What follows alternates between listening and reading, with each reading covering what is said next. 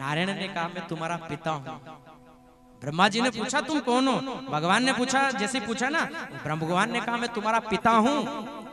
ब्रह्मा जी ने अपनी हालत देखी और नारायण की देखी। ब्रह्मा जी को सफेद सफेद दाढ़ी आने लगी थी। ब्रह्मा जी ने कहा नहीं, मैं तुम्हारा पिता हूं, तुम मेरी संतान हो। भगवान करे नहीं, मैं बड़ा, मैं तुम्हारा पिता हूं, तुम मेरी संतान हो। दोनों झगड़ने लगे और जब झगड़ने लगे तो दोनों के बीच में एक शिवलिंग प्रकट हो गई। बोल शिव शंकर भगवान की जय हो। एक शिवलिंग प्रकट हुआ और जब शिवलिंग प्रकट हुआ ना, शिवलिंग में से आवाज आने लगी, अरे ब्रह्मा झगड़ो मत, ब्रह्मा मैं बताता हूं कौन बड़ा है। ब्रह्मा तुम ऐसा करो, ऊपर जाओ और ऊपर जाकर के शिवलिंग का मुंह देख करके आना।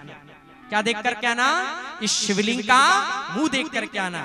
और ब्रह्मा अगर तुम इस शिवलिंग का मुंह देख करके आ गए हो ना तो तुम सबसे बड़े माने जाओगे। और नारायण से कहा विष्णु जी तुम नीचे जाओ और इस शिवलिंग के चरण देख करके, पांव देख करके आना। नीचे जाने लगे। ब्रह्मा जी ऊपर जा रहे हैं, पर नारायण तो सब जानते हैं कि शिवलिंग के भगवान शंकर के चरण मिलना। शिवलिंग की कोई आकृति होती है क्या? जैसे अपने शिव जी है, शिवलिंग जहाँ होती है कहीं से भी जल चढ़ा दो, कहीं भी बिल्वपत्र चढ़ा दो, कहीं भी जल चढ़ाकर दर्शन कर लो। ना तो उनके कोई मुंह है, ना कोई उनके चरण है। नारायण जानते हैं कि भगवान शंकर के चरण नहीं मिलेंगे, तो भगवान आदि बीच से वापस नारायण लौट करके आ गए और जहां से ब्रह्मा जी गए थे वही इंतजार कर रहे ब्रह्मा जी का कि ब्रह्मा आएंगे। और ब्रह्मा जी ऊपर जा रहे हैं, किसका मुंह देखने के लिए? शिवलिंग का मुंह देखने के लिए ऊपर जाते जा रहे हैं। ऊपर से गौ माता आ रही थी, गाय आ रही थी। ब्रह्मा जी ने रोका, कहां जा रही हो? गौ माता ने कहा मैं नीचे जा रही हूँ। ब्रह्मा जी ने कहा मेरी बात सुनो, नीचे तुम जा रही हो ना, मैं भी तुम्हारे साथ नीचे चलूंगा, पर मेरी एक बात सुनो तुम। गौ माता ने कहा क्या बात है? ब्रह्मा जी ने कहा मैं शिवलिंग का मुंह देखने आया था, पर इस शिवलिंग का मुंह नजर नहीं आ रहा है, और तुम नीचे जा रही हो ना तो मैं भी नीचे चलूंगा। माँ विष्णु जी मिलेंगे और विष्णु जी मेरे से पूछेंगे क्यों ब्रह्मा तुमने शिवलिंग का मुंह देखा है क्या? वो मेरे से पूछेंगे तो मैं झूठ बोल दूंगा कि हाँ मैंने शिवलिंग का मुंह देखा है, और मैं झूठ बोल जाऊंगा। वो मेरी बात नहीं मानेंगे, और मेरी बात नहीं मानेंगे ना तो तुम ऐसा करना, मेरे लिए तुम मेरी तरफ से झूठ बोल देना। आप झूठ बोल देना। गौ माता ने कहा मैं झूठ नहीं बोलूंगी। ब्रह्मा जी ने कहा अगर तुम झूठ बोल गई हो और मैं सबसे बड़ा माना जाऊंगा तो मेरा नियम रहेगा कि सबसे पहली रोटी में तुम्हें दिलवाऊंगा। किससे कहा? ये गाय से कहा कि अगर झूठ बोल गए और मैं सबसे बड़ा बन गया ना तो मेरा नियम रहेगा सबसे पहली रोटी में तुम्हें दिलवाऊंगा। गाय को एक रोटी का लालच था, एक रोटी में गाय बदल गई। गाय ने की ठीक। दोनों की बातें चल रही थी, इतने में एक पुष्प केतकी का फूल आ गया, केतकी का। और जब केतकी का पुष्प आया ना, वो फूल केतकी का, दोनों की बातें चल रही थी। ब्रह्मा जी ने कहा रुक भैया कहाँ जा रहा है? केतकी के पुष्प ने कहा मैं नीचे जा रहा हूँ। ब्रह्मा जी ने कहा भैया तू नीचे जा रहा है ना, मेरी बात सुन, नीचे विष्णु जी मिलेंगे, वो मेरे से पूछेंगे क्यों तुमने शिव का इस शिवलिंग का मुंह देखा है? मैं झूठ बोल दूंगा, और वो मेरी नहीं मानेंगे तो ये गाय झूठ बोलेगी, और गाय की नहीं मानेंगे ना तो कम से कम केतकी तू मेरी तरफ से झूठ बोल देना कि हाँ ब्रह्मा जी ने मेरे सामने शिवलिंग का मुंह देखा है। केतकी के पुष्प ने कहा मैं झूठ नहीं बोलूंगा। ब्रह्मा जी ने कहा अगर तुम झूठ बोल गए और मैं सबसे बड़ा अगर बन गया ना तो मेरा नियम रहेगा कि हर देवता के ऊपर तुम्हें चढ़ाया जाएगा। केतकी को फूल को लालच आ गया, उन्हें कहा चलो ठीक है। तीनों वार्तालाप बातें करते करते तीनों प्राणी नीचे आ गए, और जब तीनों नीचे आ गए ना तो ब्रह्मा जी ने आकर के सबसे पहले विष्णु जी से पूछा। अब जो सत्य होता है ना, सत्य व्यक्ति जो सही बोलता है, उस सत्य व्यक्ति को ज्यादा प्रदर्शन करने की आवश्यकता नहीं होती। जो सही बोलता है ना उसको ज्यादा कुछ करने की जरूरत नहीं होती है। ब्रह्मा जी ने विष्णु जी से पूछा कहो विष्णु जी क्या तुमने इस शिवलिंग के चरण देखे हैं? तुमने क्या शिवलिंग के शंकर जी के पांव देख करके आए हो, चरण देख करके आए हो? विष्णु जी ने मना कर दिया भैया ब्रह्मा मुझे तो कोई चरण मरण नजर नहीं आए, मुझे कोई चरण नहीं दिखे। सही सत्य बोल दिया, और जो सत्य बोल देता है वहां की मेरी बात खत्म हो गई। अब विष्णु जी ने पूछा ब्रह्मा जी से ब्रह्मा तुम बताओ क्या तुमने शिवलिंग का मुंह देखा है? ब्रह्मा जी ने कहा हाँ मैंने शिवलिंग का मुंह देखा है। भगवान नारायण जानते हैं क्योंकि शिव जी के शिवलिंग की कोई आकृति नहीं होती है। फिर पूछा ब्रह्मा सत्य बताओ, क्या तुमने शिवलिंग का मुंह देखा है? ब्रह्मा जी ने कहा हाँ मैं सत्य कह रहा हूं, मैंने शिवलिंग का मुंह देखा है। और जब बार बार झूठ बोल रहे हैं ना तो ब्रह्मा जी ने कहा अगर मेरी नहीं मानते हो तो ये गौ माता खड़ी है इससे पूछो, इसके सामने मैंने शिवलिंग का मुंह देखा है। भगवान नारायण ने पूछा गौ माता तुम तो सबकी माँ हो, बताओ क्या तुम्हारे सामने ब्रह्मा जी ने शिवलिंग का मुंह देखा है? गौ माता को एक रोटी का लालच था। आजकल व्यक्ति एक ही चाय में बदल जाते हैं, रोटी तो छोड़ो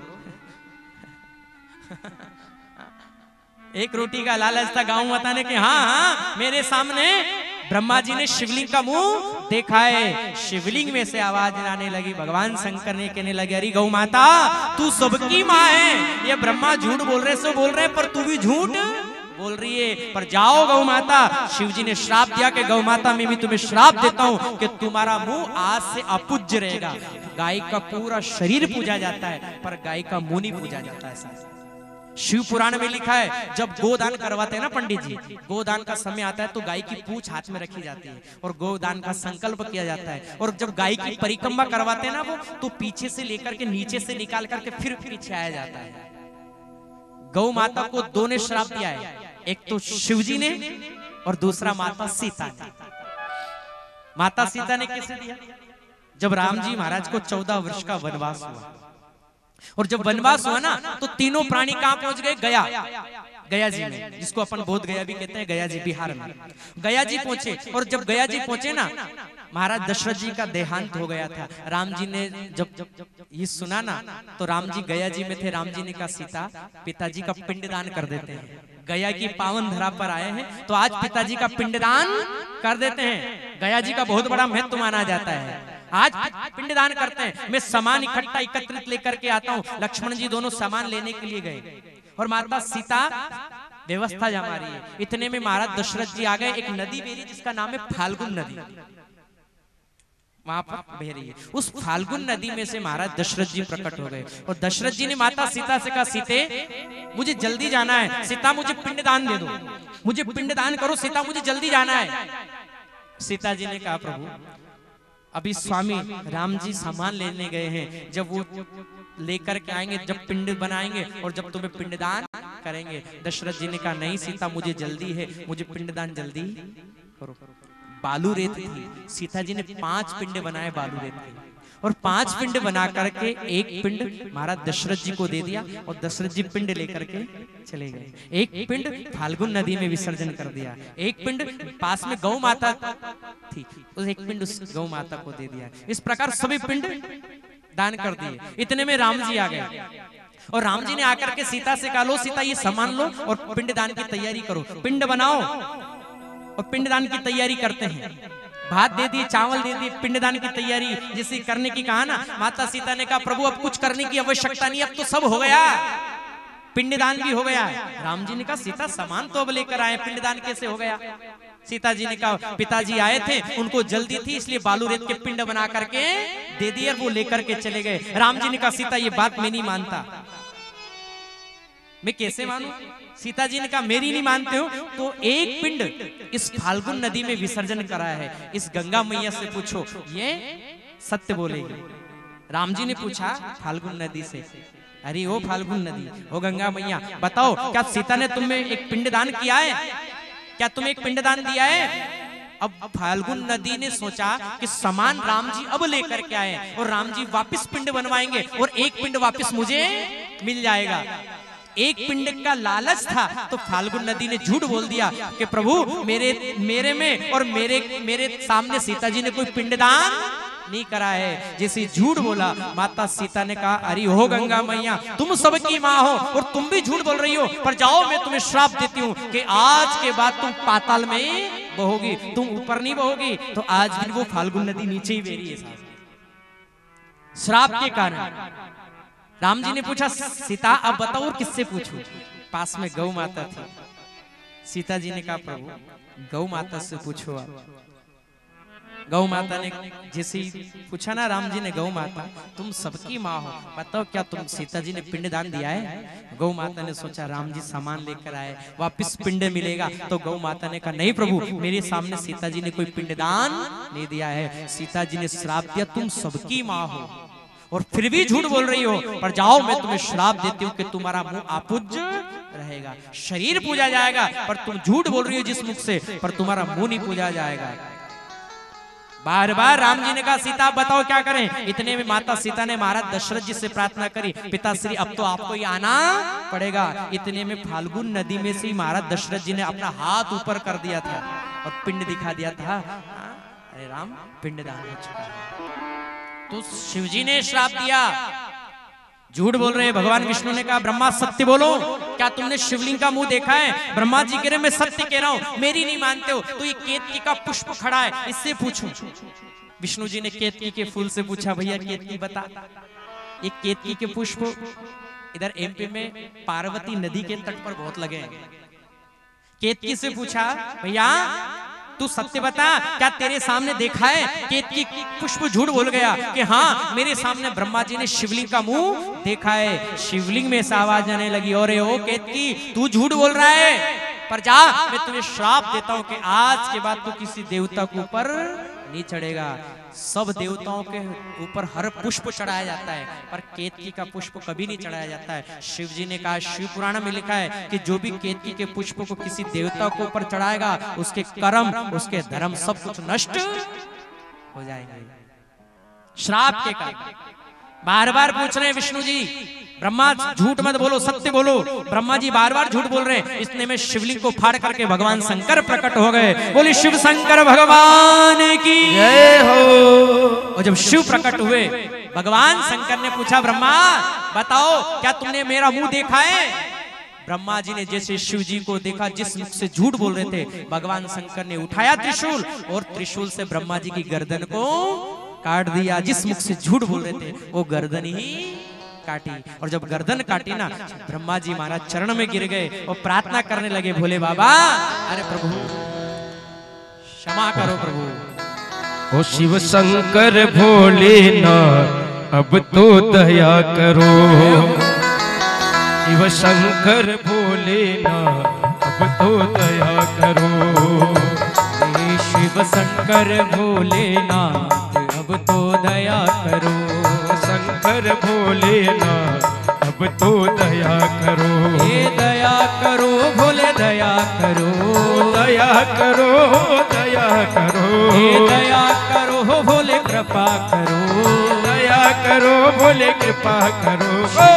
कर शिव शंकर शिव शंकर भोलानाथ अब तो दया करो। शिव शंकर भोलेनाथ अब तो दया भोले करो।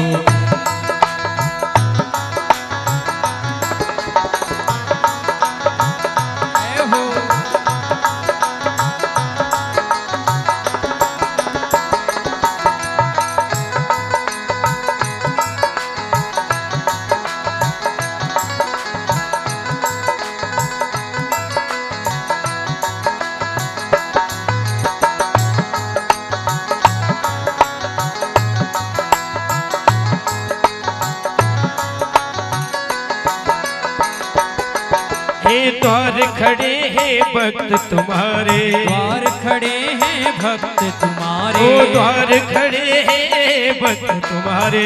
द्वार खड़े हैं भक्त तुम्हारे। तुम के खोलो ताले।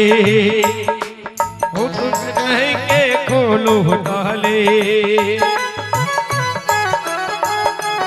ओ तेरी होवे अब तो दया करो। ओ शिव शंकर भोलेनाथ अब तो दया करो।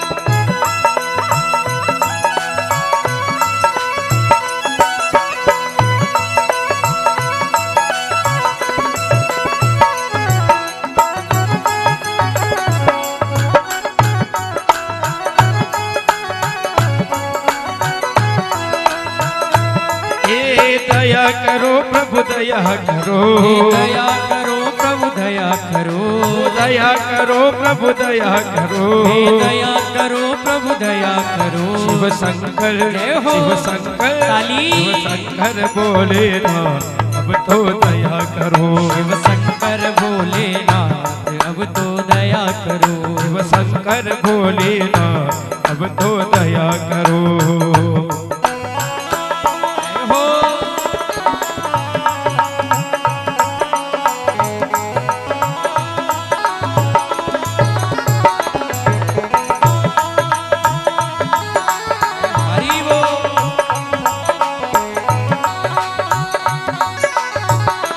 से प्रेम से ताली की सेवा करते हुए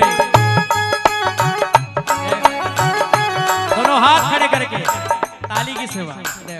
देखो ताली के बहुत बड़ा महत्व माना जाता है कथा में, भजनों में। क्यों ताली क्यों बजाई जाती है? देखिए ताली बजाने का ज्योतिष के हिसाब से अगर माना जाए तो ये जो रहती है रेखाएं रहती है, इनको क्या कहते हैं? रेखाएं।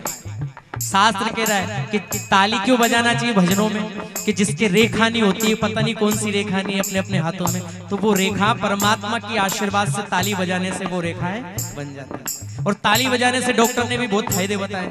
और सोचो अगर मंदिर में ताली नहीं बजाएंगे, कथा में ताली नहीं बजाएं, और यहाँ से कहीं दूर जाकर रोड पर खड़े होकर ताली बजाएं तो कोई को देखेगा तो कोई कहे कि भैया पागल तो नहीं हो गया ये, भाई कोई देखेगा ये कहता ना पागल नहीं हो गया। यहाँ बजाने से कोई पागल नहीं कहेगा, क्योंकि यहाँ भगवान ने कहा है गीता में, तुझे नाचना हो तो मेरी कथा में, मेरे भजनों में मेरे सामने नाच, तुझे रोना हो तो मेरे सामने रो, तुझे ताली बजाना हो तो मेरे सामने बजा।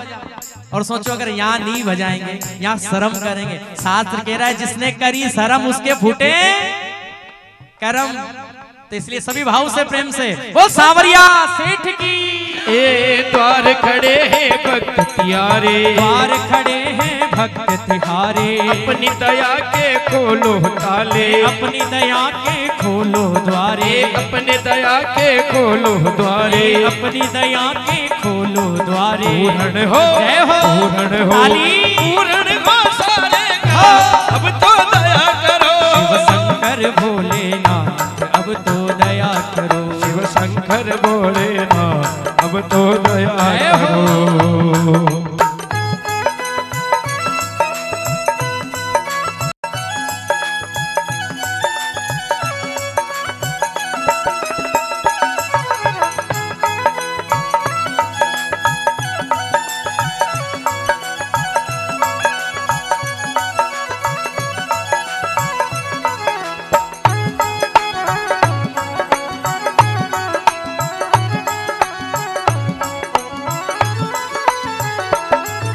भजन कीर्तन गाऊं तेरा, भजन कीर्तन गाऊं तेरा, भजन कीर्तन गाऊं तेरा, भजन कीर्तन गाऊं तेरा, नित उठ ध्यान लगाऊं तेरा, नित उठ ध्यान लगाऊं तेरा, नित उठ ध्यान लगाऊं तेरा, नित उठ ध्यान लगाऊं तेरा, नित उठ ध्यान लगाऊं तेरा, नित उठ ध्यान लगाऊं तेरा। गोरा के हो, हे गोरा के हो, मैया गोरा के भरतार अब तो दया करो, या गोरा के भरता अब तो दया करो, शिव शंकर भोलेनाथ अब तो दया करो, शिव शंकर भोलेनाथ अब तो दया करो, शिव शंकर भोलेनाथ अब तो दया करो, शिव शंकर भोलेनाथ अब तो दया करो, शिव शंकर भोलेनाथ अब तो दया करो, अब तो दया करो, अब तो दया करो, अब तो दया करो, अब तो दया करो।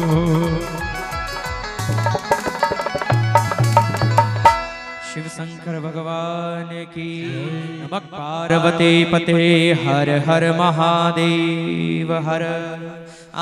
ब्रह्मा जी ने प्रार्थना करी, भोलेनाथ बाबा प्रार्थना, प्रभु क्षमा करें, गलती हो गई, त्राई माम शरणागतम जन्म मृत्यु जरा व्याधि पीड़ितम कर्व वंदने ताव कस्तगत प्राणा त्वचित्तो हम सदा मृडा इति विज्ञाप देवेश जपे मृत्युंजय स्मरण। हे भगवान, हे महामृत्युंजय, हे भोलेनाथ, अब तो दया करो प्रभु, अब प्रभु कृपा करो, यही बात है प्रभु, गलती हो गई, क्षमा करे। भगवान शंकर ने कहा जाओ ब्रह्मा और जाकर के सृष्टि की रचना करो। और जब सृष्टि की रचना करना कहा ना कि जाओ सृष्टि की रचना करो जाकर के, ब्रह्मा जी ने पूछा प्रभु कैसे रचना करना है, ये बताओ, कैसे सृष्टि की रचना करें। भगवान शिव जी ने कहा एक नारी, एक स्त्री बनाना है और एक पुरुष बनाना है, एक स्त्री और एक पुरुष का जोड़ा बनाओ ब्रह्मा, जब भी जाकर के सृष्टि की रचना होगी। ब्रह्मा जी ने कहा प्रभु मुझे तो पता नहीं चल रहा है, आप बताओ ना कैसे बनाना है। तब जाकर के उसी समय भगवान शिव जी ने अर्धनारीश्वर का रूप बना लिया, आधे नारी बन गए और आधे शिव, आधे पुरुष और आधे नारी, अर्धनारीश्वर का रूप बनाया। और भगवान शंकर ने कहा ब्रह्मा ये रूप देखो मेरा, यानी कि ब्रह्मा शिव जी का कहना था कि मैं तुम्हें रूप बता रहा हूं, पर ऐसे कैसे नहीं बनाना है, तुम्हें एक स्त्री अलग बनाना है, एक पुरुष अलग बनाना है।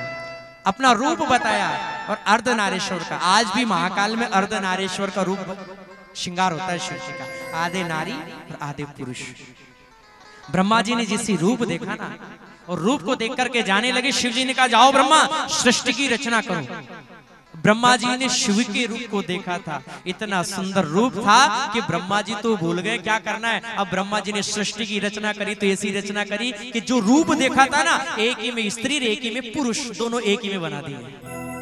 रूप को देख करके वो भूल गए कि अलग अलग बनाना था, पर वो शिव का रूप याद रह गया कि ऐसे ही बनाना है, तो वैसा का वैसा ही बना दिया। स्त्री भी उसी में कर दी, पुरुष भी उसी में कर दिया, दोनों एक ही में बना दिए। अब सृष्टि की रचना करी। अब जब रचना करी ना, शिव जी आए, शिव जी ने विष्णु जी से जाकर के कहा प्रभु चलो धरती पर चलते हैं, देखते हैं ब्रह्मा जी ने कैसी रचना करी सृष्टि की। और जैसे आकर के देखा ना, तो क्या देखा, एक ही में स्त्री एक ही में पुरुष। शिव जी ने हो गया काम। भगवान शंकर ने कहा चलो प्रभु जल्दी चलें। जाकर के ब्रह्मा जी के पास में गए। ब्रह्मा जी कहा ब्रह्मा रुको रुको, अब मत रचो, अब सृष्टि की रचना बंद कर दो। ब्रह्मा ये क्या कर रहे हो? ब्रह्मा ने कहा प्रभु कुछ नहीं, आपने कहा था सृष्टि की रचना करो, मैं वही तो कर रहा हूँ। शिव जी ने कहा रे ब्रह्मा, तुमसे ये कहा था कि स्त्री अलग बनाना है और एक पुरुष अलग बनाना है, पर तुमने क्या किया, तुमने तो दोनों को एक ही में कर दिया। ब्रह्मा जी ने कहा प्रभु गलती हो गई, पर मैंने आपके रूप को देखा और आपके रूप को देख करके प्रभु मैं तो सब कुछ भूल गया, अब क्या करें? नारायण ने पूछा शिव जी से प्रभु बताओ अब इनका क्या करें? ब्रह्मा जी जैसे शिव जी से पूछा ना, शिव जी ने कहा प्रभु चिंता मत करो, इन ब्रह्मा जी ने मेरे रूप को देख करके इनको बनाया है। किसके रूप को? मेरे रूप को देख करके इनको बनाया है। प्रभु अब मैं इनको अपना रूप देता हूं। तो भगवान शंकर ने उनको बना दिया किन्नर। क्या बनाया? किन्नर। शिव जी ने कहा जाओ मैं तुम्हें आशीर्वाद देता हूं, तुम जिसको भी आशीर्वाद दे दोगे उसका काम पूरा होकर के रहेगा। ये शिव जी ने, शिव के आशीर्वाद से ये सब हुआ है साहब। जिसको आशीर्वाद देते थे उनका बेड़ा पार हो जाता है, और जिनको कहते हैं ना बद्दुआ दे देते हैं उनका काम। शिव जी ने कहा ब्रह्मा तुम्हें सृष्टि की रचना करना है, हाँ? अलग पुरुष बनाना है, एक स्त्री अलग बनाना है। सृष्टि की रचना प्रारंभ हुई। मनु और शत्रुपा सृष्टि की रचना प्रारंभ हुई। आकुति, देवती, प्रसूति, 3 कन्याओं को जन्म हुआ। प्रसूति का विवाह महाराज दक्ष के साथ में हुआ। किसके साथ में? राजा दक्ष। और राजा दक्ष के साथ में जब प्रसूति का विवाह हुआ ना महाराज, राजा दक्ष के, अब शिव पुराण में 27 का वर्णन आता है। किन 27 का वर्णन आता है? एक वेद है कल्प वेद, उस वेद में से 4 हैं, ऋग्वेद, यजुर्वेद, सामवेद, अथर्ववेद। कल्प वेद की बात चल रही है। कल्प वेद की ऋचा कह रही है राजा दक्ष की 27-60 लड़कियों का वर्णन आ रहा है उसमें। किसमें? कल्प 60 का आ रहा है, और इस शिव पुराण में 27 का आ रहा है। उसमें से 27 उसके अनुसार अगर चले तो कल्प वेद के अनुसार चले तो 60 लड़कियां थी, 60 में से 27 का विवाह चंद्रमा के साथ किया है। कितने का विवाह? 27 की शादी, 27 का विवाह चंद्रमा के साथ में किया है और एक का विवाह शिव जी के साथ में किया है। और जो शिव जी की पत्नी का नाम था माता, क्या नाम था? कथा ही वही चल रही है, आप ऐसा तो नहीं कि इधर से सुंदर इधर। क्या नाम था माता शिव जी की पत्नी का? माता सती। पार्वती बाद में हुई, पहले सती थी, माता सती मैया। ये जो सती मैया थी ना, शिव जी की यहाँ थी और सब अच्छे अच्छे घर में थी। कोई धर्म की यहाँ थी, कोई कहाँ थी। ये सृष्टि की रचना वहीं से चली, वहीं से प्रारंभ हुई। भगवान शिव कथा सुना रहे माता सती को।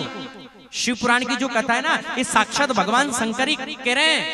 जिस प्रकार गीता में कहा है अर्जुन से, महाभारत का घमासान युद्ध हो रहा था और जब युद्ध महाभारत होने लगी ना, तो ये महाभारत किसी और में नहीं हो रही थी। ये महाभारत जो लड़ाई युद्ध होने वाला था, ये कोई अलग अलग नहीं थे, ये सब भाई भाई के थे। जब महाभारत थी, एक तरफ 100 थे और एक तरफ 5 थे। एक तरफ 100 और एक तरफ 5, पर 5 के साथ में सत्य था। क्या था? सत्य। और याद रखना, शास्त्र कह रहा है, शिव पुराण के लिए, सत्य परेशान हो सकता है पर पराजित कभी नहीं हो सकता। इन 5 के साथ में सत्य था। नारायण स्वयं थे भगवान द्वारिकाधीश, अर्जुन के रथ को चलाने वाले थे, अर्जुन के रथ के सारथी थे। और एक तरफ 100 थे। दुर्योधन ने क्या मांगा? दुर्योधन से भगवान से अपनी सेना मांगी, क्योंकि नियम था महाभारत का कि जिसका निमंत्रण पहले पहुंच जाता उसकी तरफ से युद्ध करने जाते थे। जिस गांव में निमंत्रण पहुंचता, जिसका पहले पहुंच जाता था, वो गांव उनकी तरफ युद्ध करने, उसकी तरफ से लड़ाई करने के लिए आता था। ये नियम था महाभारत का। इधर दुर्योधन भी चला और अर्जुन भी चला और दोनों ने जाकर के, दोनों पहुंचे, दोनों ने जाकर के परमात्मा द्वारिकाधीश को निमंत्रण दे दिया। प्रभु ये निमंत्रण है। दोनों को बिठा करके भगवान ने समझाया, अरे दुर्योधन, अरे अर्जुन, मेरी बात मानो, ये महाभारत, ये युद्ध रोक दो। दुर्योधन से कहा, दुर्योधन तुम राज्य नहीं दे सकते इनको, मत दो। एक गांव नहीं दे सकते, मत दो, पर एक इन 5 पांडवों को रहने के लिए एक घर जरूर दे दो। जब घर की बात हुई ना, तो दुर्योधन ने कहा, कन्हैया इन 5 पांडवों को सुई की नोक के बराबर जमीन नहीं देंगे। जब ये बताया ना, तो भगवान समझ गए कि अब महाभारत हैं। समझा दिया, नहीं माने। भगवान ने कहा, सुनो, एक तरफ मैं रहूंगा और एक तरफ मेरी नारायणी सेना रहेगी। और जिधर मैं रहूंगा, मेरा नियम रहेगा, मैं युद्ध नहीं करूंगा। और जिधर मेरी सेना रहेगी, मेरी सेना युद्ध करेगी। दुर्योधन से कहा, दुर्योधन मांगो तुम्हें क्या चाहिए? मैं जिधर रहूंगा मैं युद्ध नहीं करूंगा और मेरी सेना जिधर रहेगी वो युद्ध करेगी। दुर्योधन ने मन में सोचा कि तुम्हें वहां, जब तुम युद्ध नहीं करोगे तो तुम्हें वहां बिठा के क्या करेंगे? दुर्योधन ने कहा, प्रभु मुझे आप रहने दो, आप तो यहीं रहो, मुझे तो आपकी सेना दे दो। सेना लेकर के चला गया। भगवान ने अर्जुन से कहा, अर्जुन तुम बताओ तुम्हें क्या चाहिए?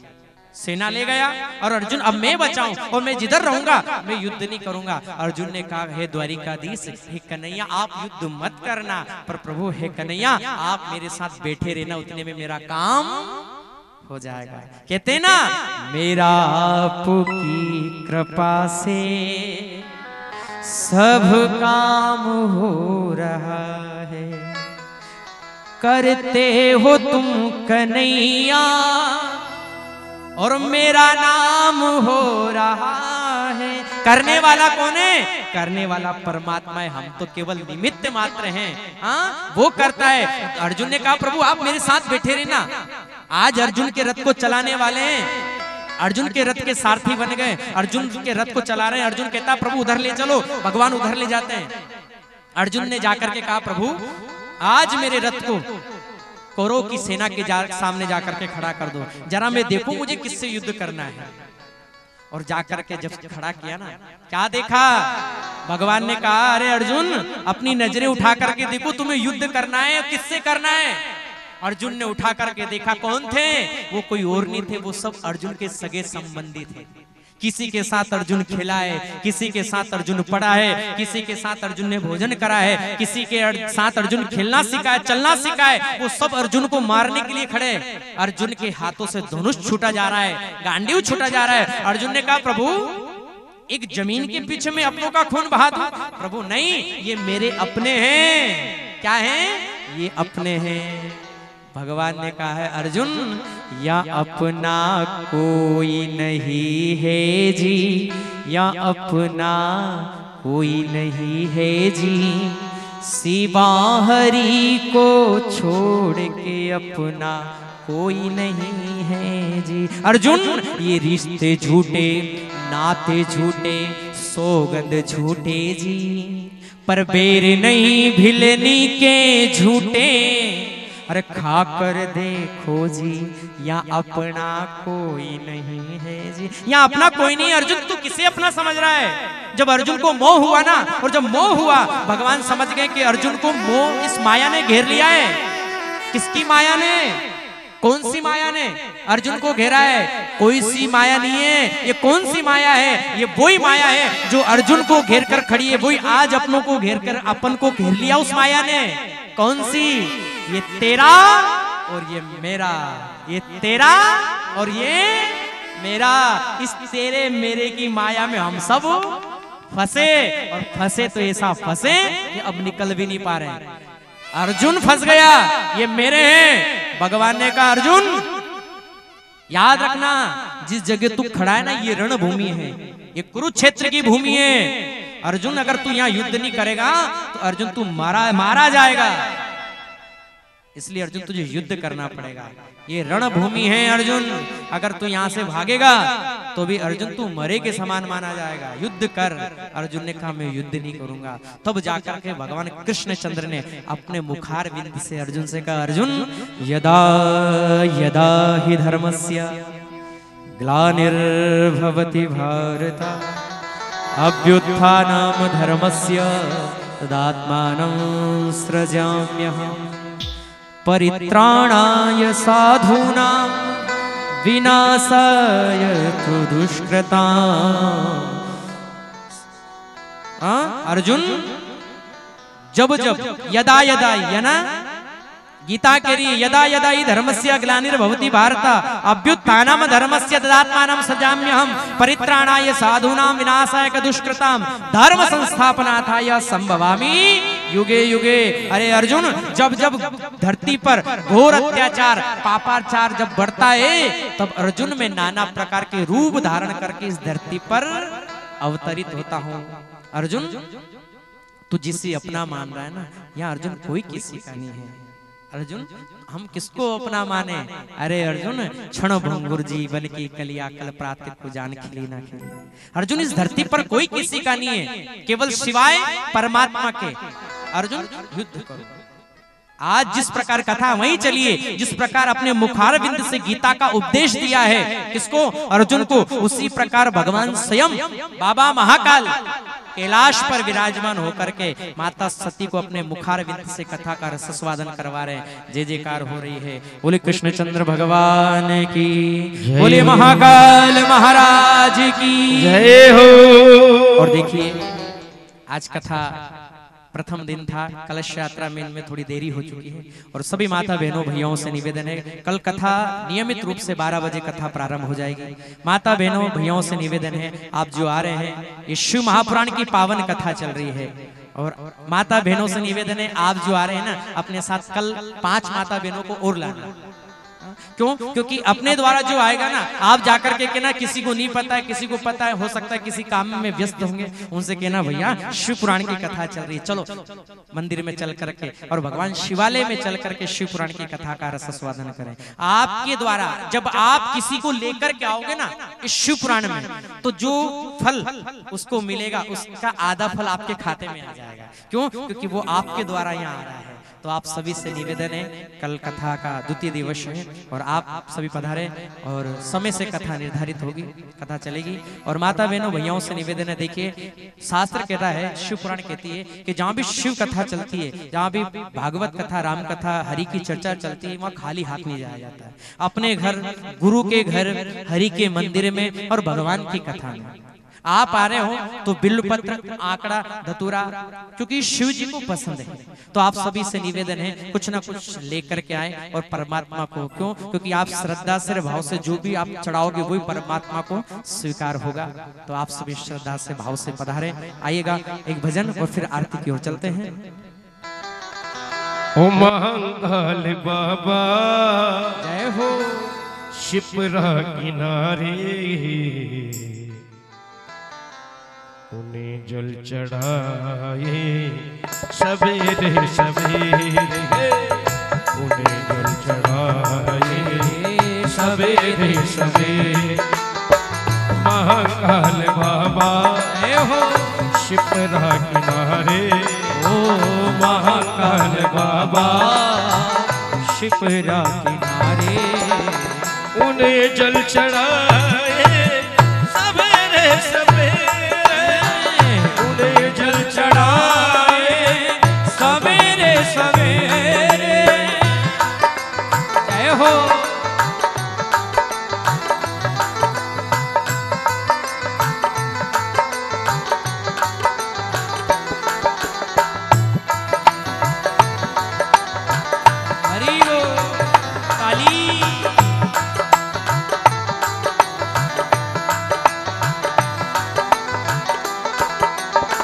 शिप्रा नदी की महिमा बड़ी है, शिप्रा नदी की महिमा बड़ी है। किनारे किनारे जमाते पड़ी है, किनारे किनारे जमाते खड़ी है। उन्हें आरती में जा कर के देखो, उन्हें आरती में जा कर के देखो। भस्म रमाए सवेरे सवेरे, भस्म रमाए सवेरे सवेरे। जय हो।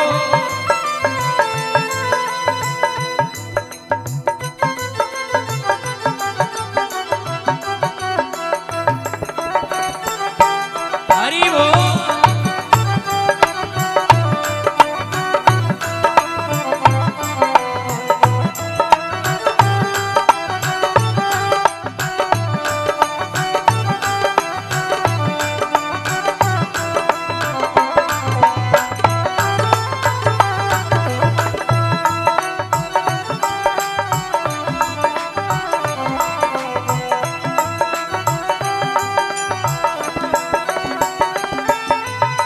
शिप्रा नदी की महिमा निराली, शिप्रा नदी की महिमा निराली।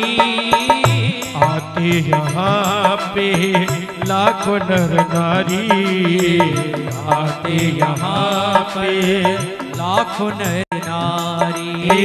उन्हें आरती में जा कर के देखो, उन्हें आरती में जा कर के देखो।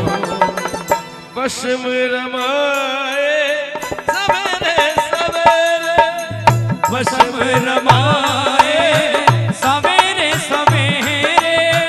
भस्म रमाए सवेरे सवेरे। महाकाल बाबा ओ शिप्रा किनारे, महाकाल बाबा शिप्रा किनारे।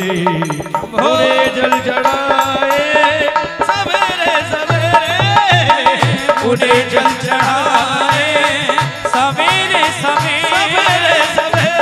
ओ सवेरे सवेरे सवेरे सवेरे।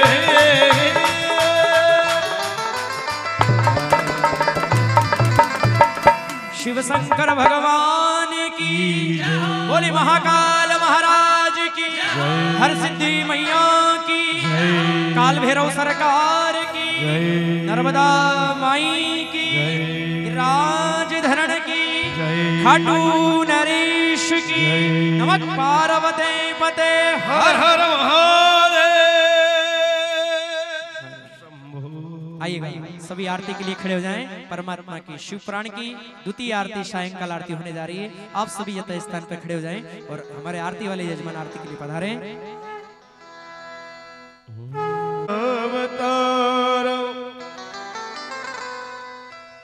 संसार सारो बुझ गए इंद्रखारो सदा वसतो हृदय गौरवदे भवम भवानी सहितं नमामि। हे भोले बाबा तेरी आरती उतारो, हे भोले बाबा तेरी आरती उतारो। काशी के वासी तेरी आरती उतारो, काशी के वासी तेरी आरती उतारो।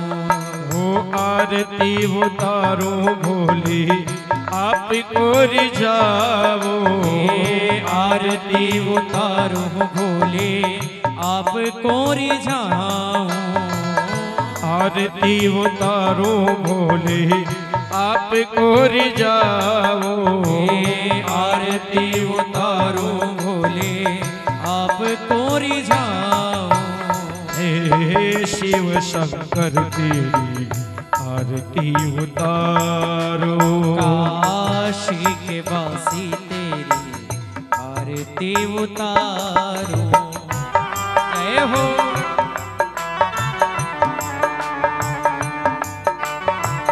हरि बोल।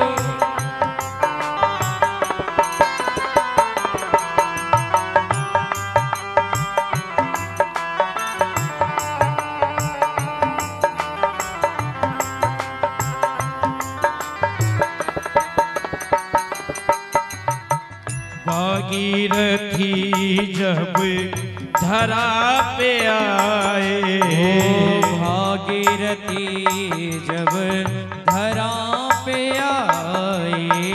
जटा में भोले के समाए, जटा में भोले की वेग समाए।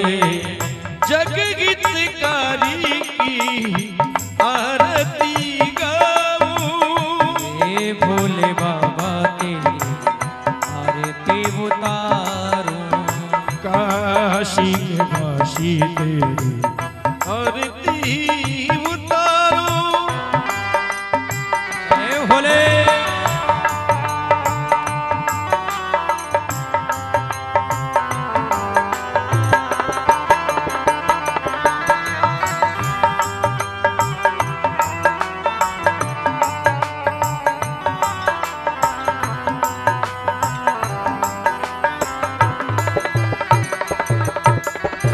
सरल हृदय करुणा के सागर, सरल हृदय करुणा के सागर। ओ खाली न रहती किसी की गागर, खाली न रहती किसी की गागर। कृपा की कुछ बूंदे में पाऊं, हे भोले बाबा तेरी आरती उतारू। जय हो शंभो।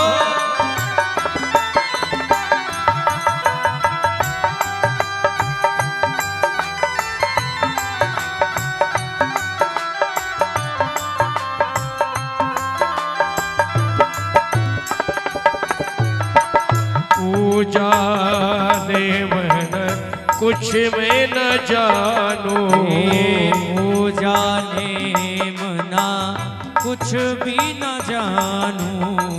पूजा जप तप नेम न जानू, पूजा जप तप नेम न जानू। ओ महादेव को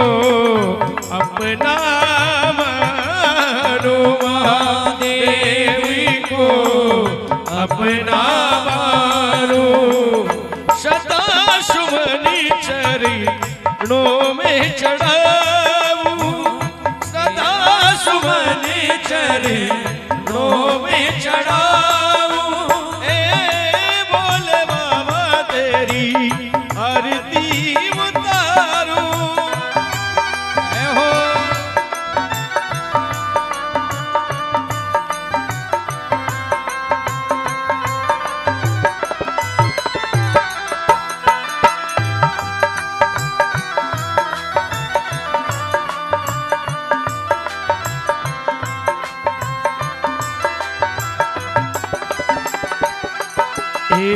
महादेव प्रभु हो त्रिपुरारी महादेव भोले हो त्रिपुरारी भक्तों के प्रभु तुम हितकारी भक्तों के भोले तुम हितकारी हर हर शंभू के तुमको रिझाऊं हर हर शंभू के तुमको रिझाऊं बोले बाबा तेरी आरती उतारूं काशी के वासी तेरी आरती उतारूं आरती उतारो बोले आपको रिझाओ आरती उतारो बोले आपको रिझाओ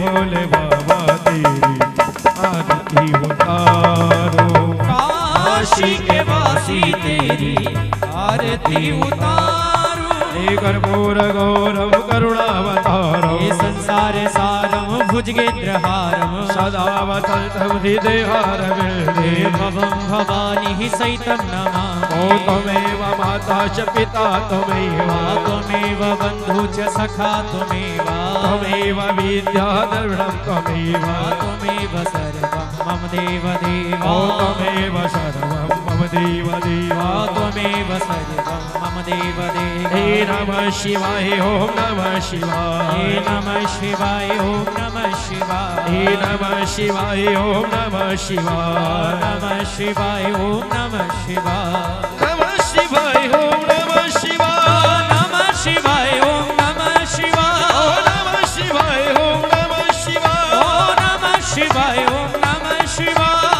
नमः शिवाय